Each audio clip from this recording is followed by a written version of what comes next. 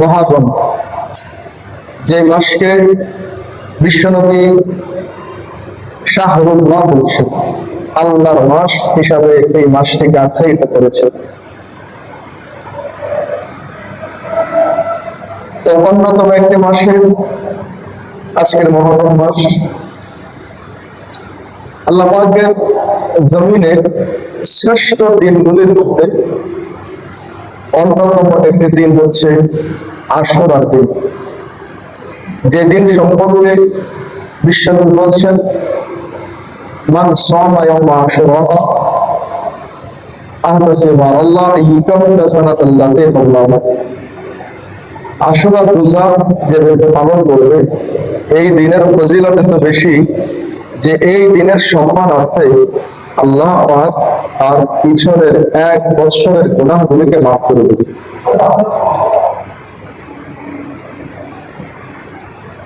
সপ্তাহের মধ্যে সর্বশ্রেষ্ঠ দিন হলো জুমার দিন। তাহলে আমরা একই সাথে মহররম মাস পেয়েছি,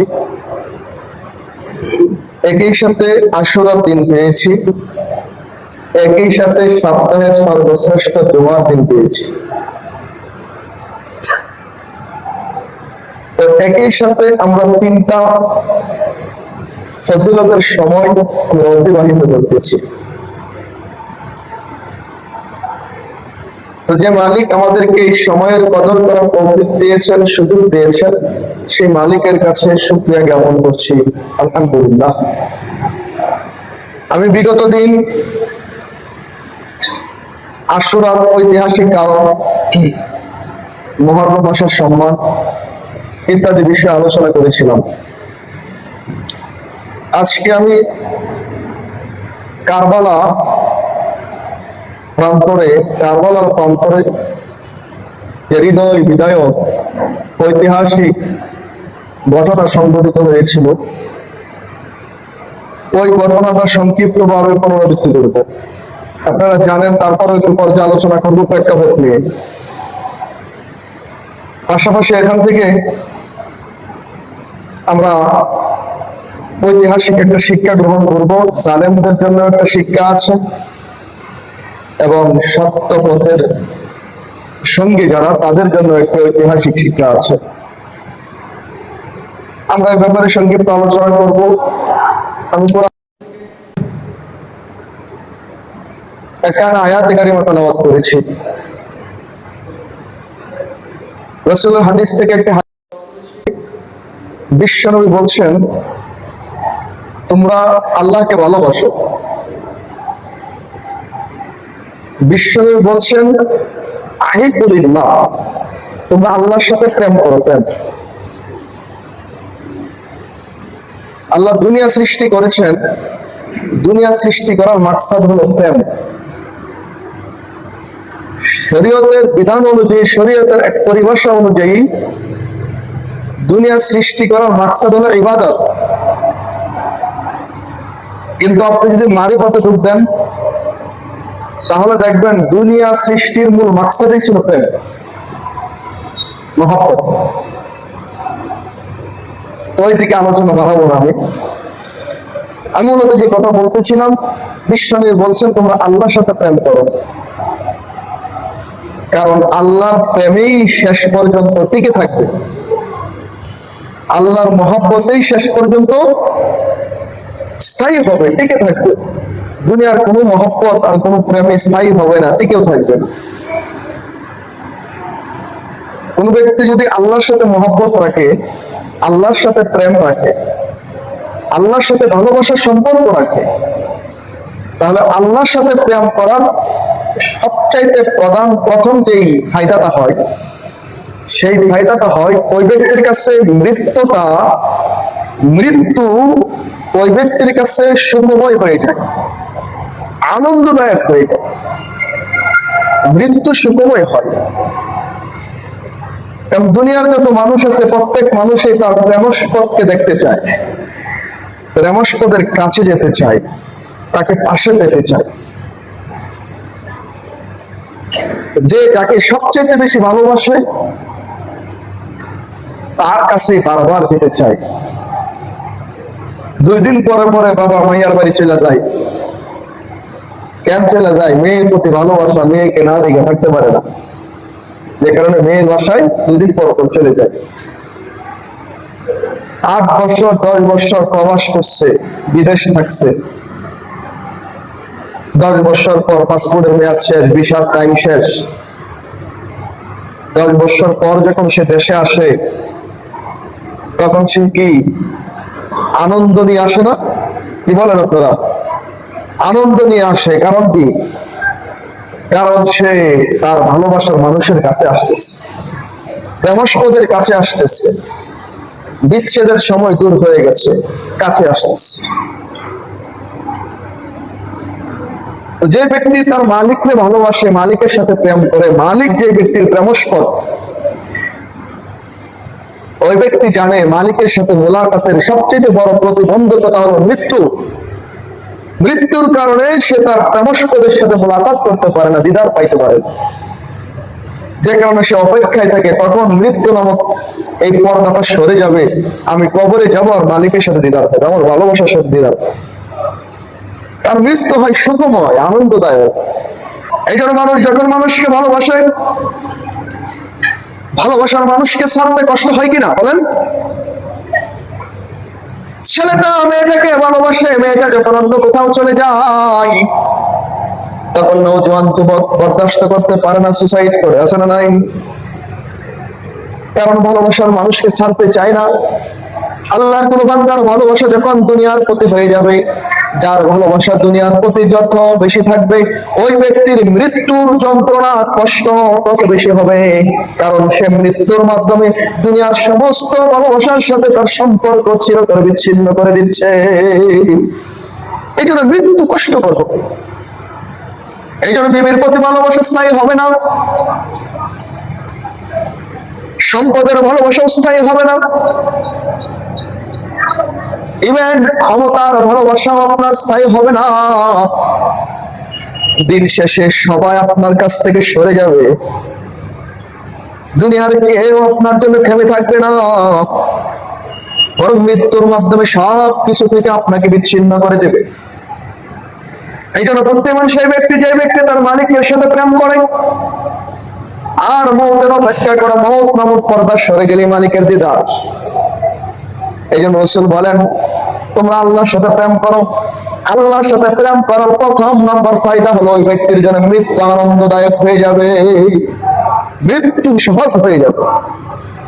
কথা বুঝতে পারছি না? একটা ওয়াজই যথেষ্ট, একটা ওয়াজই যথেষ্ট। যেহেতু মৌতের মাধ্যমে দুনিয়ার সবকিছু থেকে আমাকে বিচ্ছিন্ন হয়ে যেতে হবেই, কোনোভাবেই থাকা যাবে না। সুতরাং বিচ্ছিন্ন হয়ে যাওয়ার আগে যেই জায়গায় আমাকে যেতে হবে, ওই জায়গার সাথে আগেই মহব্বতের সম্পর্ক স্থায়ী করা, সম্পর্ক স্থাপন করা, এটা বুদ্ধিমানের কাজ। আর আল্লাহকে যেহেতু ভালোবাসো, সুতরাং তোমরা আমাকে ভালোবাসো। তোমরা যেহেতু আল্লাহকে ভালোবাসো আর আমি যেহেতু তার হাবিব, সুতরাং আমাকেও ভালোবাসো। আমাকে কি পরিমাণ ভালোবাসবা? বিশ্বনবী বলেন,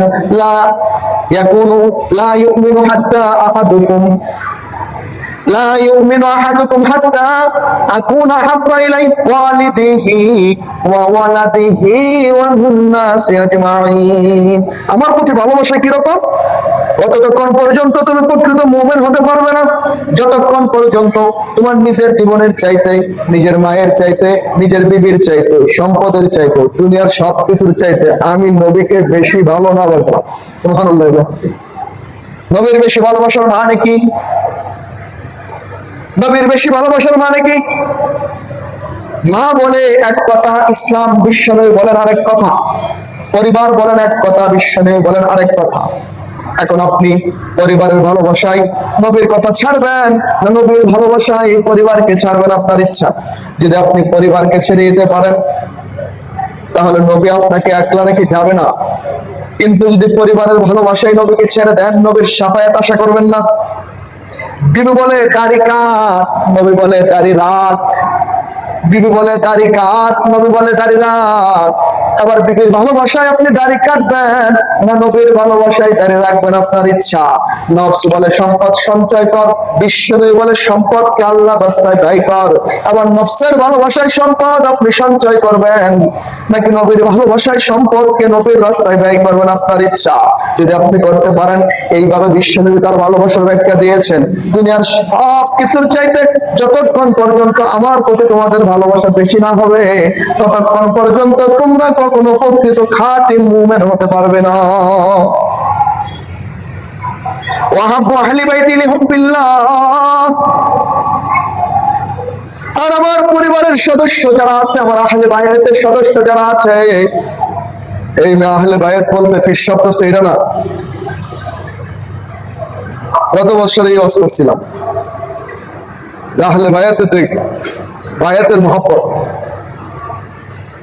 কারণ সুলুকের লাইনের যারা আছে, হক আর বেহক, সবাই তো মহা খুশি, আমাকে নিয়ে ওয়াজ করছি। আহলে বায়াত বলতে হুজুরের পরিবারের সদস্য, হুজুর যাদেরকে বলছে তারা। পিসাবের কাছে মুরিদ হইলে সে আহলে বায়াত হয়ে যায়, পিসাবের কাছে মুরিদ হইলেই আহলে বায়াত হয়ে যাওয়া হয়। বিশ্বনবী বলেন, আহাব্বু আহলি বাইতি, আমার পরিবারের সদস্যদেরকে ভালোবাসবা যেহেতু তোমরা আমাকে ভালোবাসো। এই জন্য বিশ্বনবীর পরিবারের সদস্যদের প্রতি ভালোবাসা ঈমানের দাবি। কিসের দাবি? বিশ্বনবীর পরিবারের সদস্যদের প্রতি ভালোবাসা ঈমানের দাবি, ঈমানের মৌলিক দাবি। কোন ব্যক্তি যদি বিশ্বনবীর পরিবারের সদস্যদের প্রতি বিদ্বেষ পোষণ করেন, বিশ্বনবী বলেন সেই ব্যক্তি আমার প্রতি বিদ্বেষ পোষণ করবে। এই যাও তো, এই যে ভাই, ওই ভাইকে নিয়ে এটা বাহিরে নিয়ে যাও, ওই খাপটা বাহিরে নিয়ে যাও, বাহিরে বারান্দা নিয়ে রেখে আসো। আল্লাহ, কথা কি বুঝতেছে? হ্যাঁ, আমার পরিবারের সদস্যদের প্রতি ভালোবাসা রাখবা, যদি তাদের প্রতি বিদ্বেষ রাখো তো আমি নবীর সাথে বিদ্বেষ রাখলাম। এখন মনে করেন আমার পরিবারে আমার 3 জন সন্তান, আমি আপনাদেরকে বললাম আমার সন্তানদেরকে আপনারা একটু ভালোবাসবেন, দেখে রাখবেন। এবার আপনারা আমার সন্তান, 3 সন্তানের ভিতরে 1 সন্তানকে মাথায় তুলে নাচতেছেন, আর 2 সন্তান না খেয়ে আমার খবরও রাখেন না। বলেন এটাকে কি ভালোবাসা বলে? এটাকে ভালোবাসা বলে না। বিশ্বনবী বলছেন আমার পরিবারের সদস্যদের প্রতি ভালোবাসা রাখো, প্রত্যেকটা সদস্যকে ভালোবাসবা। বিশ্বনবীর পরিবারের সদস্য যে সকল সদস্য আছে, বিভিন্ন বর্ণনা আছে যাদেরকে বিশ্বনবী পরিবারের সদস্য বলছে, যারা আহলে বায়াতের সদস্য, তাদের প্রতি ভালোবাসা রাখার কথা বলছে। সেই আহলে বায়াতের সদস্যদের ভিতরে 2 জন সদস্যের নাম হলো হাসান আর হুসাইন রাদিয়াল্লাহু তাআলা, আরেকজন সদস্য হলো হযরত আলী রাদিয়াল্লাহু তাআলা, হযরত ফাতেমা রাদিয়াল্লাহু তাআলা আনহা। এরাই বিশ্বনবীর পরিবারের সদস্য এমন নয়, বরং বিশ্বনবীর পরিবারের সদস্যদের ভিতরে এরাও সদস্য রাদিয়াল্লাহু তাআলা আনহু আজমাইন। এখন কোন ব্যক্তি যদি শুধু পরিবারের সদস্যদের ভিতরে 2-4 জনকে নিয়ে মাতামাতি করে, বাকি জনের খবরও না রাখে, বিদ্বেষ পোষণ করে, তাহলে কি সে বিশ্বনবীর হাদিসের উপর আমল করছে? আপনাদের কি মনে হয়? আমাদের এই উপমহাদেশটা শিয়া অধ্যুষিত উপমহাদেশ, শিয়াদের দ্বারাই শিয়া প্রভাবিত দেশ, যে কারণে তার বড় প্রমাণ হচ্ছে আমাদের ম্যাক্সিমাম মানুষের নামের শেষে হাসান, হুসাইন, আলী আছে। অমুক হুসেন, অমুক হুসেন, অমুক আলী, তমুক আলী আছে না? কেন? রাসূলের কোন সাহাবীদের নামের শেষে হাসান আর হুসাইন ছিল না, অথবা নামের শেষে অন্য কোন হাসান হুসেন লাগানো যায় নাই, অন্য কোন নামের সাথে অন্য কোন নামের অংশ লাগানো যায় নাই, শুধু হাসান হুসেন লাগাইছেন কেন? এর কারণ হলো, দেখেন, ইসলাম যখন বিস্তৃতি লাভ করছে, তখন মানুষে ইসলামকে এমন ভাবে গ্রহণ করছে যে তার নিজের যে সংস্কৃতি আছে এটাও ভুলে গেছে। যেমন স্পেনের ভাষা যেটাই থাকে, কিন্তু স্পেনের মানুষ আরবিতে কথা বলে। কারণ ইসলাম যখন স্পেনে পৌঁছাইছিল, তখন স্পেনের মানুষ তাদের নিজস্ব সংস্কৃতি, নিজস্ব ভাষা ভুলে গিয়ে ইসলামকে এমন ভাবে গ্রহণ করছে যে তারা ইসলামের ভাষাকেই তাদের নিজেদের ভাষা বানিয়ে নিচ্ছে। আবার মক্কার ভিতরে কিছু মানুষ আছে যারা ইসলামকে গ্রহণ করছে বাহ্যিকভাবে, কিন্তু ইসলামের সংস্কৃতি গ্রহণ করতে পারেনি, মন থেকে মানে নিতে পারেনি। যেমন আমাদের বাংলাদেশে সেই রসুলের যুগ থেকে ইসলাম আসছে, এখনো আমাদের বাংলাদেশে এক শ্রেণীর মুসলিম আছে যারা বাঙালি সংস্কৃতির নামে ইসলাম বিদ্বেষী সংস্কৃতি সমাজে বাস্তবায়ন করতেছে। আছে না ভাই বলেন? তার মানে সে মুসলমান, কিন্তু সে ইসলামকে মন থেকে মেনে নিতে পারে না, যে কারণে সে তার নিজের সংস্কৃতিকে ইসলামের জন্য কোরবান দিয়ে ইসলামের সংস্কৃতি গ্রহণ করতে পারে না। ঠিক তেমনি ভাবে তৎকালীন পারস্য, যেটা বর্তমানে ইরাক, সিরিয়া, তেসনিয়া, বসনিয়া সহ আশপাশের অঞ্চলের মিডল ইস্টের প্রায় বিশাল একটা এরিয়া নিয়ে যে অঞ্চলটা ছিল পারস্য, যেটাকে আপনার কোরআনের ভাষায় কুরুস বলা হয়। পারস্যদের কাছে ইসলাম কিভাবে গেছে? পারস্যদের কাছে ইসলাম গেছে ওমর রাদিয়াল্লাহু তাআলা থেকে। হযরত ওমর ইবনে খাত্তাব, পারস্যরা ছিল তৎকালীন যুগের সবচেয়ে বড় শক্তি। তাদের ইতিহাসের ভিতরে কখনো পরাজয় নাই। বর্তমান যে ইরান আছে, তাদের ইতিহাসে পরাজয় শব্দটা ছিল না। তাদেরকে পৃথিবীর কোন শক্তি পরাজিত করতে পারে নাই। একমাত্র শক্তি ওমর রাদিয়াল্লাহু তাআলা আনহু পারস্যকে পরাজিত করেছিল। শুধু পারস্য এই দেশটাকে শুধু পরাজিতই করে নাই, বরং ওই দেশের রাজকন্যা যিনি ছিল, রাজার কন্যা, রাজকুমারী যে ছিল, তাকে পর্যন্ত বন্দী করে বাদী বানাইছে, দাসী বানায় বানাইছে। তো ইসলাম তো মানুষের সম্মান দিতে শিখায়। যেহেতু সে একজন রাজকন্যা, রাজ পরিবারের সদস্য, সেই হিসাবে তাকে নিয়ে বৈঠক বসলো যে একে তো সাধারণ বাদী হিসাবে রাখা যায় না, কারণ ওর ব্যক্তিগত একটা সম্মান আছে। তো তার সম্মানের দিকে তাকিয়ে রাসূল সাল্লাল্লাহু আলাইহি ওয়াসাল্লাম যে দুই নাতি হাসান ও হুসাইন, এই হাসান রাদিয়াল্লাহু তাআলা আনহুর কাছে ওই রাজকুমারীকে বিয়ে দেওয়া হয়। সেই বিয়ার সূত্র ধরে পারস্যের সাথে হুসাইন রাদিয়াল্লাহু তাআলা আনহুর একটা আত্মীয়তার সম্পর্ক ছিল, একটা আত্মীয়তার সম্পর্ক ছিল। তো মূল কথা হলো, ওমর রাদিয়াল্লাহু তাআলা আনহু ইরানের ভিতরে, সেই পারস্যের ভিতরে ইসলাম বিজয় করছে ঠিক, কিন্তু ওই পারস্যের মানুষ তারা ইসলামকে মন থেকে মেনে নিতে পারে নাই, তারা ইসলামকে মন থেকে গ্রহণ করতে পারে নাই, যে কারণে তারা আজ পর্যন্ত ইসলামের সংস্কৃতিকে নিজেদের সংস্কৃতি বানাতে পারে নাই। তারা তাদের নিজেদের সংস্কৃতির উপরই অটল আছে। আর যেহেতু উমর রাদিয়াল্লাহু তাআলা আনহুর কারণে তাদের ভাগ্যের ভিতরে পরাজয় শব্দটা লেখা হয়েছে, যে কারণে তারা সবচেয়ে বেশি উমর রাদিয়াল্লাহু তাআলা আনহুর প্রতি বিদ্বেষী। আর উমর রাদিয়াল্লাহু তাআলা আনহুর প্রতি সবচেয়ে বেশি বিদ্বেষী, এমনকি উমর রাদিয়াল্লাহু তাআলা আনহুকে তারা কাফের বলে থাকে। এই সম্প্রদায়টা হলো শিয়া সম্প্রদায়। শিয়া কাদেরকে বলে শোনেন আজকে? এখন বর্তমানে ইরানকে মুসলমান সাপোর্ট করতেছে, এটা ধর্মের কারণে না, বরং মাজলুম হিসাবে। ইরান কি এখন মাজলুম? মাজলুম যদি কোন একটা খ্রিস্টান রাষ্ট্র হয়, তাহলে খ্রিস্টান রাষ্ট্রের পক্ষে মুসলমান অবস্থান নেবে, কারণ মুসলমান দল মত দেখে না, মুসলমান মাজলুম আর জালেম দেখে। যেখানেই মাজলুম আছে সেখানেই মুসলমানের সমর্থন আছে, যেখানেই জালেম আছে তার বিরুদ্ধে মুসলমান অবস্থান নেয়। আমরা যে ইরানের পক্ষে অবস্থান নিয়েছি, ইরান মুসলমান বা ইরান আমাদের এই হিসাবে না, বরং তারা মাজলুম এই হিসাবে। তো যে কথা বলতেছিলাম, এই শিয়া সম্প্রদায় কারণ উমর রাদিয়াল্লাহু তাআলা আনহুকে কাফের পর্যন্ত বলে।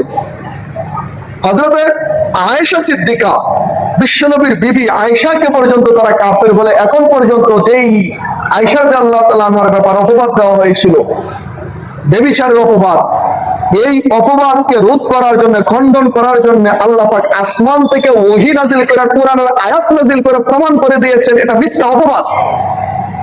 এই আয়াত নাযিল হয়ে যাওয়ার পরেও এখন পর্যন্ত শিয়া সম্প্রদায় আয়েশা রাদিয়াল্লাহু তাআলা আনহাকে জিনাকারী হিসেবে মনে করে। নাই রাসূলের পরিবারের অন্য অন্য সদস্যদের সাথে তাদের চরম বিদ্বেষ, চরম পর্যায়ের বিদ্বেষ। তাদের ভালোবাসাটা শুধু হাসান হুসাইন রাদিয়াল্লাহু তাআলা আনহু বলবে। আমি যে কথা শুরুতে বলছিলাম, রাসূল বলছেন ওয়াহাবলি ওয়াহাবু আহলি বাইতি হুব্বি, আমাকে যেহেতু ভালোবাসো সুতরাং আমার পরিবারের সদস্যকে ভালোবাসো। পরিবারের সদস্যকে ভালোবাসার অর্থ কি? শুধু দুইজনকে না, গোটা পরিবারের সদস্যদেরকে। বলেন দেখি, গোটা পরিবারের সদস্যদেরকে, শুধু একজন দুইজনকে না। এটা পক্ষপাতী হয়ে গেল, এটাকে ভালোবাসা বলে না। তো মোহতারাম হাজিরিন, তো শুহাদায়ে কারবালার ঘটনা এই যে শিয়াদের কাছ থেকে এই জিনিস আমাদের দেশে আমদানি হয়েছে, রপ্তানি হয়েছে। এই যে আশুরা, কারবালা ঘটনা কেন্দ্রিক, হাই হুসাইন, মাতম করা ইত্যাদি ইত্যাদি, এই সমস্ত ঘটনাগুলি তাদের কাছ থেকে আমাদের এখানে আমদানি হয়েছে। মূলত এগুলি ইসলামের কোনো বিষয় না, ইসলামের কোনো সংস্কৃতি না। একটা শব্দ আমরা ব্যাপকভাবে উচ্চারণ করি, শব্দটার নাম হলাম পাক পাঞ্জাতন। কি বলি? পাক পাঞ্জাতন। শব্দটা শুনছেন? আমাদের দেশে যে সকল সুলুকের বাইরে আমার এখানে আছেন, আমি কিন্তু, আমার নাম সাদিকুর রহমান হাক্কানি, উপমহাদেশের ভিতরে তরিকতের সবচাইতে বড় হাক্কানি মঞ্জিল ইন্ডিয়া, সে হাক্কানি মঞ্জিলের কেন্দ্রীয় শুরা কমিটির সদস্য। সুতরাং সুলুকের ভাই যারা আছেন রাগ করেন না, আমি কিন্তু সুলুকের বহুত ঊর্ধ্ব জগতের লোক, তরিকতের মারেফতের বহুত ঊর্ধ্ব জগতের লোক। কিন্তু যেটা সত্য এটা সত্যই, যেটা মিথ্যা এটা মিথ্যাই। আমাদের সুলুকের অনেক ভাই আছেন যারা পাক পাঞ্জাতন শব্দটাকে ব্যবহার করা হচ্ছে, এই শব্দের কোনো অর্থ জানেন না। পাক পাঞ্জাতন ফার্সি শব্দ। পাক মানে পবিত্র, পাঞ্জা মানে শরীর। পাক পাঞ্জাতন মানে পাঞ্জা মানে পাঁচটি, আর তন মানে হলো শরীর। তাহলে পাক পাঞ্জাতন পাঁচটি পবিত্র শরীর, পাঁচটি পবিত্র শরীর। হাসান রাদিয়াল্লাহু তাআলা আনহু, হোসেন রাদিয়াল্লাহু তাআলা আনহু, ফাতেমা রাদিয়াল্লাহু তাআলা আনহা, আলী রাদিয়াল্লাহু তাআলা আনহু, বিশ্বনবী সাল্লাল্লাহু আলাইহি ওয়াসাল্লাম। কয়জন হইছে? শিয়াদের দৃষ্টিতে এই পাঁচজন মানুষই কেবল পবিত্র, আর বাকি সব অপবিত্র। আউযুবিল্লাহি মিন যালিক। বলেন, উমর রাদিয়াল্লাহু তাআলা কি অপবিত্র? কাফের। আয়েশা রাদিয়াল্লাহু তাআলা এখানে নেই। রাসূল সাল্লাল্লাহু আলাইহি ওয়াসাল্লাম পরিবারের সদস্য হামজা কি এখানে নেই? তাদের দৃষ্টিতে এই পাঁচজন সদস্য হলো পবিত্র, বাকি সব হলো কাফের। এখান থেকে পাক পাঞ্জাতন শব্দটা উৎপত্তি। সুতরাং যারা এখন এই পাক পাঞ্জাতন শব্দ ব্যবহার করে, অধিকাংশ মানুষই জানে না পাক পাঞ্জাতন অর্থ কি। পাক পাঞ্জাতন অর্থ অধিকাংশ মানুষই জানে না। শিয়াদের কাছ থেকে প্রচলিত শব্দ এগুলি, এটা তাদের আকীদা বিশ্বাসের সংক্ষিপ্ত রূপ এগুলি। সুতরাং এগুলি থেকে আল্লাহ আমাদেরকে হেফাজত করুন। যে কথা বলতেছিলাম, বিশ্বনবী যখন দুনিয়ায় আসলেন, তখন দুনিয়ার জমিনে আরবের ভিতরে কোনো রাষ্ট্র ব্যবস্থা ছিল না, কোনো রাষ্ট্রীয় ব্যবস্থা ছিল না। আরবে কোনো রাষ্ট্রীয় ব্যবস্থা ছিল না, সেখানে ছিল সমাজ গোত্র কেন্দ্রিক ব্যবস্থা ছিল। একটা গোত্র কয়েকটা গোত্র বসবাস করত, এক এক গোত্রে এক একজন প্রধান ছিল, ওই প্রধান কেন্দ্রিকই গোত্রটা পরিচালিত হইত। তবে আশপাশে ভারত, চীন, তারপরে আপনার অন্যান্য দেশে বিভিন্ন অঞ্চলে সেখানে রাষ্ট্র ব্যবস্থা ছিল, সেখানে একজন রাষ্ট্র থাকতো, ওই রাষ্ট্রের আন্ডারে গোটা দেশটা পরিচালিত হতো। কয়েকটা গোত্র বা 20টা 50টা গোত্র মিলে একটা রাষ্ট্র, ওই রাষ্ট্রটা পরিচালিত হতো। তখন রাষ্ট্রের সাথে, রাজার সাথে প্রজার সম্পর্ক ছিল মালিক আর গোলামের সম্পর্ক। তখনকার রাজা ছিল, তিনি হলো সমস্ত ক্ষমতার মালিক, আর প্রজা হলো তাদের দাস। প্রজার যে কোনো জিনিস ভোগ করার, ভক্ষণ করার, ব্যবহার করার অধিকার রাজ পরিবারের থাকবে। গোত্র কেন্দ্রিক একই অবস্থা, যে গোত্রের প্রধান গোটা গোত্রের সকলের সম্পদ ইজ্জত সবকিছুর ভিতরে তার অধিকার থাকবে। আর সেটা ছিল পরিবার কেন্দ্রিক। রাজা মারা গেছে, রাজার ছেলে রাজা হবে, ভাই রাজা হবে, ভাতিজা রাজা হবে, বাহিরের কেউ হতে পারবে না। গোত্র প্রধান মারা গেছে, গোত্রের ছেলে, গোত্রের ভাতিজা, গোত্রের ভাই, তারাই গোত্র প্রধান হবে, বাহিরের কেউ হতে পারবে না। যেমন আমাদের দেশে আছে না, আমাদের দেশে রাজনৈতিক দলগুলি আছে না, যেগুলি পরিবার কেন্দ্রিক হয়ে গেছে। পরিবারের বাহিরে যোগ্য ব্যক্তি থাকলেও সে নেতৃত্ব দিতে পারবে না, বরং পরিবারের সদস্য হলেই কেবল সে নেতৃত্ব দিতে পারবে। আবার এই সিস্টেমটা আমাদের পিসাবদের লাইনেও আসছে। পিসাবের পরিবারের সদস্য কেবল পিসাব হবে, অন্য কেউ আর পিসাব হতে পারবে না। এই সিস্টেমটা আমাদের তরিকতের লাইনেও কি আসছে, চলে আসছে। এই সিস্টেমটা তখন ছিল।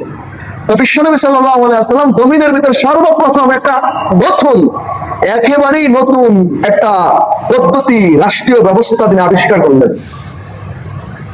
সেটা হলো, একটা রাষ্ট্র থাকবে, ওই রাষ্ট্রগুলো পরিবারের হাতে জিম্মি থাকবে না। ওই রাষ্ট্র ব্যবস্থা রাষ্ট্রের জনগণের মতামতের ভিত্তিতেই রাষ্ট্রপ্রধান নিযুক্ত হবে এবং রাষ্ট্র পরিচালিত হবে।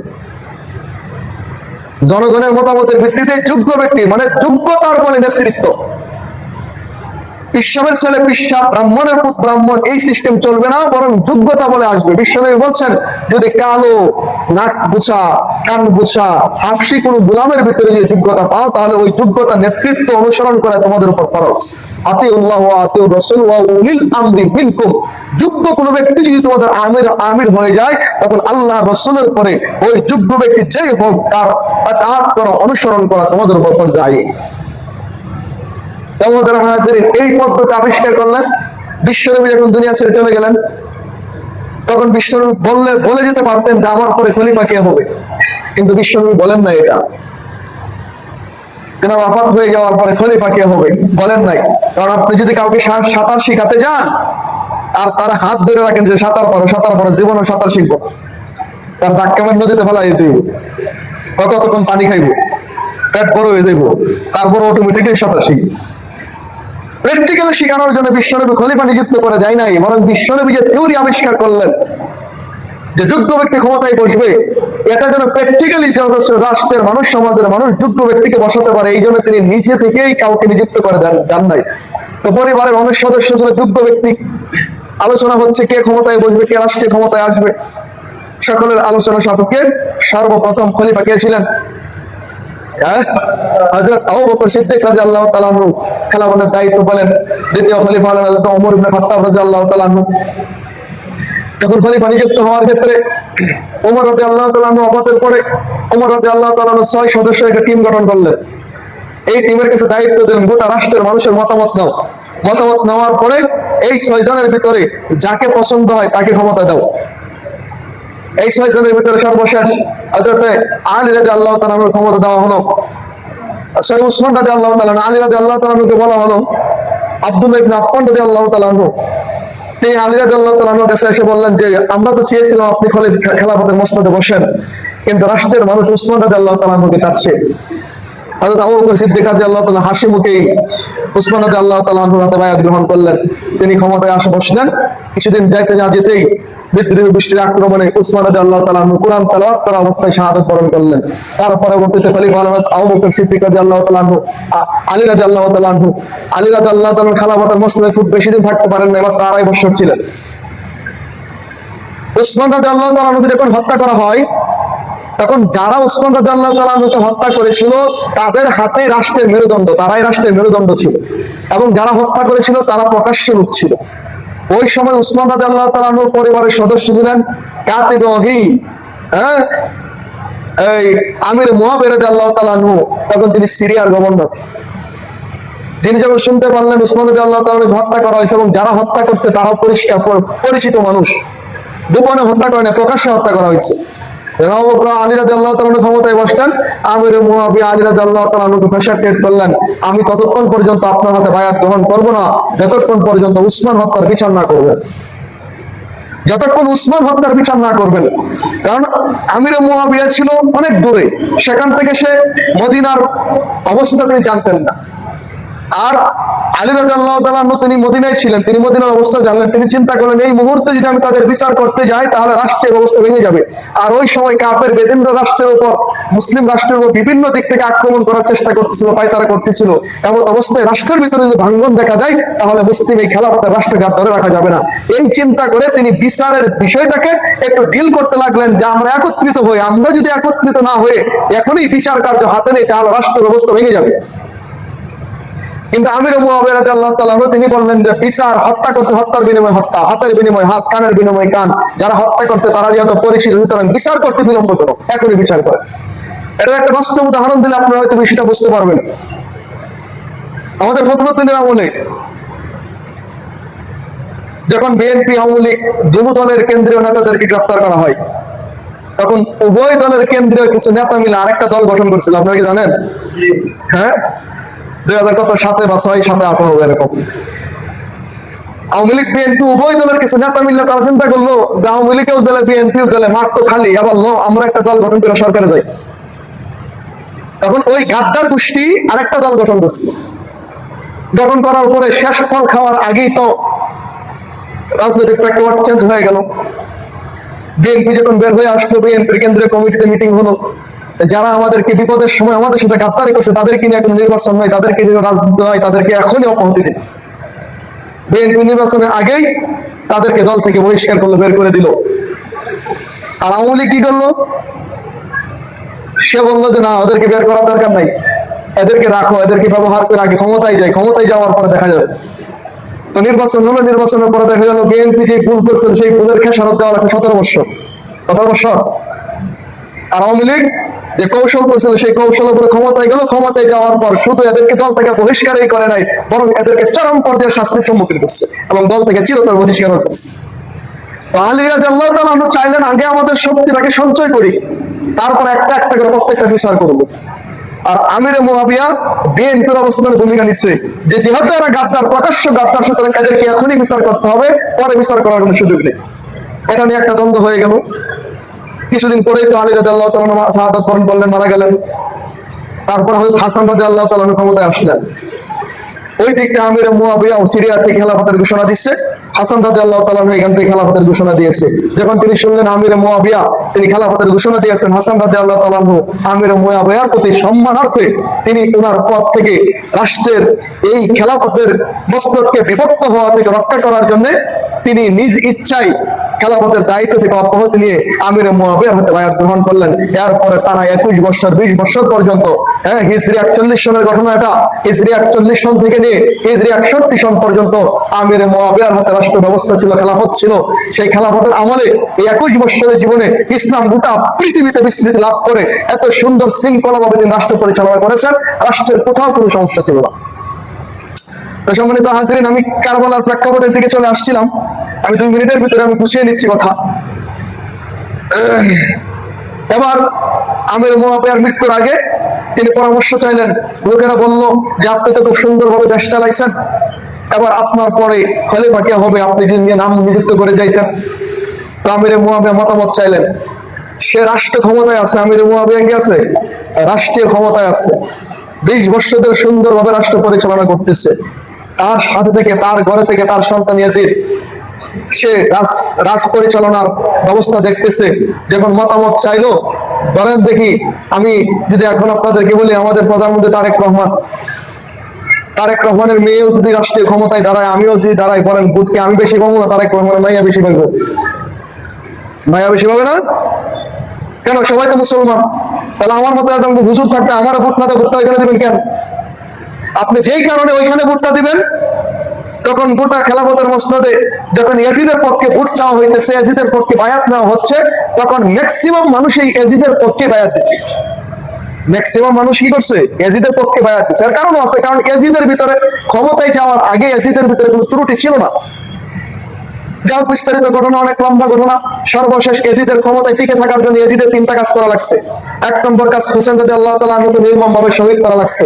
2 নম্বর কাজ, মদিনায় যখন 1 বছরের বিদ্রোহ হয়, হোসেন রাদিয়াল্লাহু তাআলা শহীদ করার পরে মদিনায় যখন বিদ্রোহ দেখা যায়, তখন মদিনার বিদ্রোহ দমন করার জন্য মদিনায় অসংখ্য মুসলিম এবং এমনকি সাহাবীদেরকে ইয়াজিদ হত্যা করেছে। তারপরের বছর বাইতুল্লাহ কাবার উপর আক্রমণ করেছে, সে কাবায় সে তার কামান স্থাপন করে কাবার মানুষের উপর সে নির্যাতন জুলুম করেছে। 4th বছর ইয়াজিদ কুত্তার মতো দুনিয়া ছেড়ে বিদায় গ্রহণ করেছে। কারবালার ময়দানে হোসেন রাদিয়াল্লাহু আনহুর বিরুদ্ধে যত সৈনিক অংশগ্রহণ করেছিল প্রত্যেকেই এমন নিষ্কৃষ্টভাবে এরা দুনিয়া থেকে বিদায় হয়েছে, একজনও স্বাভাবিক মৃত্যু হয় না। কেউ শেল শুকুনে কামড়িয়ে মারছে, কেউ কুত্তার মতো পিটিয়ে মারা হয়েছে, কাউরে বল্লম দিয়ে আঘাত করে মারা হয়েছে। লাঞ্ছনার মৃত্যু কাকে বলে? ইয়াজিদের বাহিনী থেকে তাকাইলে মুসলমান দেখতে পারে। যে ক্ষমতাকে টিকিয়ে রাখার জন্য, যে ক্ষমতাকে ধরে রাখার জন্য প্রথম বছর রাসূলের পরিবারের সদস্য হুসাইন রাদিয়াল্লাহু তাআলা আনহুকে নির্মমভাবে শহীদ করেছে, পরিবারের ছোট্ট শিশু মাসুম বাচ্চাদেরকে পর্যন্ত শহীদ করেছে, মদিনার সাহাবীদের উপর আক্রমণ করেছে, মক্কায় আক্রমণ করেছে। মাত্র 4th বছরের মাথায় ইয়াজিদের মৃত্যু হলো। ইয়াজিদের মৃত্যুর পরে যেই ক্ষমতার জন্য সে এত কিছু করলো, ইয়াজিদের মৃত্যুর পরে আজকে এই 1450 বছরের ভিতরে ইয়াজিদের পরিবার থেকে আর কেউ কখনো খেলাফত গ্রহণ করতে পারেনি। যেই ক্ষমতার জন্য এত কিছু করলাম, ওই ক্ষমতা না সে নিজে রক্ষণ করতে পারছে, না পরিবারের কোন সদস্য খাইতে পারছে। ইতিহাস আমাদেরকে এটাই বলে, ইতিহাস এটাই শেখায়, ক্ষমতার জন্য, ক্ষমতার ভালোবাসায় যে ব্যক্তি মানুষের উপর জুলুম নির্যাতন করে, আল্লাহ তার হাত থেকে ক্ষমতাকে এমন ভাবে ছিনিয়ে নেয়, কিয়ামত পর্যন্ত তার পরিবারের কোন সদস্যের হাতে আল্লাহ নেতৃত্ব তুলে দেয় না। যার বাস্তব উদাহরণ তো শুধু ইয়াজিদের ক্ষেত্রে না, আরো বহু জায়গায় আছে না নাই বলেন? পৃথিবীর ইতিহাসে এই পর্যন্ত ৮০ থেকে ৮২ জন রাষ্ট্রনায়ক মানুষের উপর জুলুম করার কারণে মানুষের বাইরে দেশ ছাড়া করছে। এই ৮২ জন রাষ্ট্রনায়কের পরিবারের ভিতরে একটা পরিবারের সদস্য দ্বিতীয়বার আর কোনোদিন ক্ষমতা গ্রহণ করতে পারবে। এখান থেকে কি শিখলেন, কি পাইলেন? জীবন দেন, রক্ত দেন, তবু সত্যের উপর অটল হয়ে দাঁড়িয়ে থাকেন। আপনি মারা যাবেন তো মারা যেতে পারেন, কিন্তু এই মৃত্যুটাকে আল্লাহ পাক বিজয় হিসাবে কিয়ামত পর্যন্ত জাতির সামনে তুলে ধরবে। আর জুলুম নির্যাতন করে সাময়িকভাবে বিজয় হয়তো আপনি অর্জন করতে পারবেন, কিন্তু সেই ক্ষমতা না আপনি নিজে বক্ষণ করতে পারবেন, না পরিবারের সদস্যকেও বক্ষণ করতে পারবেন। জুলুম নির্যাতন করে হয়তো আপনি ক্ষমতা টিকিয়ে রাখতে পারবেন, সাময়িক বিজয় অর্জন করতে পারবেন, কিন্তু সেই বিজয়টা মানুষের থুতু নিক্ষেপ করে উচ্চারণ করবে। এমন নিকৃষ্ট বিজয় ইয়াজিদের, সেই সুহাদায়ে কারবালার প্রান্তরের বিজয়, ইয়াজিদের এমন নিকৃষ্ট বিজয় যে ইয়াজিদের নামে পৃথিবীর কোনো মানুষ নাম পর্যন্ত রাখে না। আচ্ছা, ইয়াজিদ নামটা কিন্তু খারাপ না, ভালো না, কিন্তু এই নামে কেউ নাম পর্যন্ত রাখে না। সুতরাং জুলুম করবেন তো ইয়াজিদের দিকে তাকান, দেখেন পরিণতি কি হয়েছে। আর সত্যের উপর থেকে যদি শহীদ হয়ে যান, হুসাইন রাদিয়াল্লাহু আনহু দিকে তাকান, তাকে দেখেন শহীদ হয়ে যাওয়ার পরেও এখন পর্যন্ত মানুষ মুখবর্ষ প্রাণ নামে কান্না করে।